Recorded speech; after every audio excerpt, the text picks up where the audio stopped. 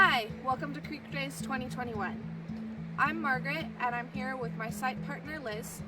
We're both members of the Watershed Steward program, which is a partnership between AmeriCorps and the California Conservation Corps. We're going to be filming today in both Hayfork, California and High Palm, California, which are on Narelmak-Wintu land. In our video today, we'll be going over what are herps, how to herp, and going over two groups of herps, amphibians and reptiles. And it's important to note that our watersheds are a host to various types of animals, including herps. So when our watersheds are healthy, we have healthy groups of herps. So let's get right into the video. So Liz, what exactly is a herp?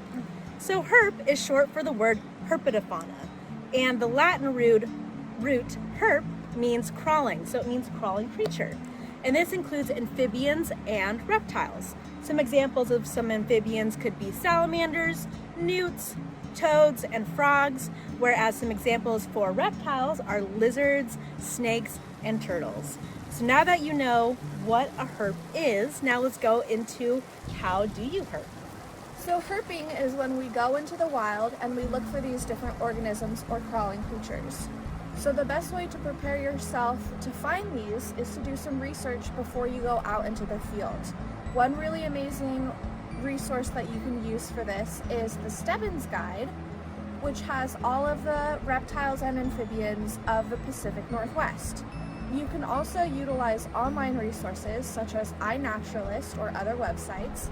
iNaturalist has the benefit of having specific documentation of what organisms other people have seen when they've gone into the locations that you have gone.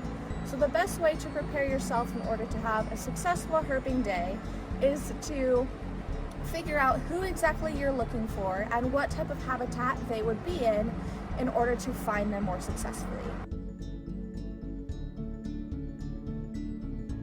So what is a reptile? Reptiles include snakes, lizards, and turtles. And reptiles rely on the outside environment in order to maintain their body temperature, so we call them ectothermic. In order to do this, reptiles often are in very sunny locations, such as roadsides or on top of rocks, and we call this behavior basking. It's what we humans would call sunbathing. Something very important about reptiles is the fact that unless you're specifically trained to handle them, it's not a good idea to handle them, so you just have to observe from a distance. The reason being, many reptiles have defense mechanisms such as body armor or poison in order to protect themselves from larger predators like humans. So now we know a little bit more about what a reptile is, let's look at some examples.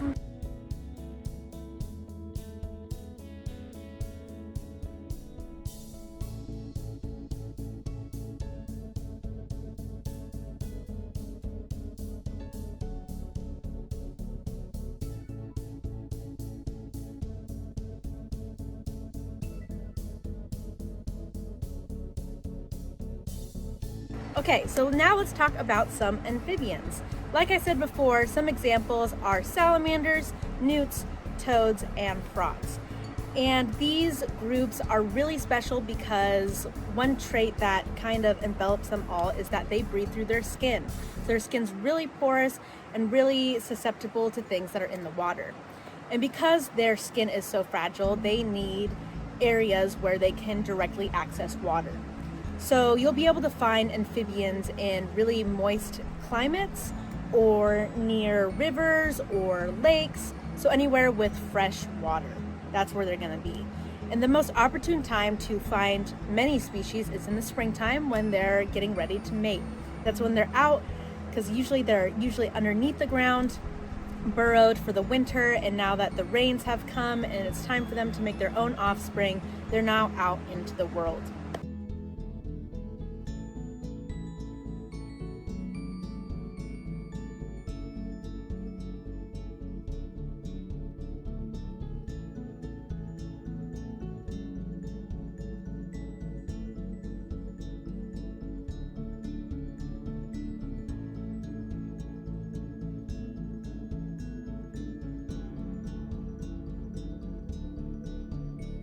here's one example of some really good habitat for amphibians. This is a clean freshwater pool directly off of the South Fork Trinity River. As Margaret and I were walking up, we saw a couple of frogs slip away as they heard our footsteps coming, which is all right. We weren't able to observe them, but this is a prime example of where to look if you were looking for frogs or toads on your herping adventure. And another thing that is really important to consider is that amphibians are ecosystem indicators. Because their skin is permeable, they are susceptible to pollution and unhealthy water.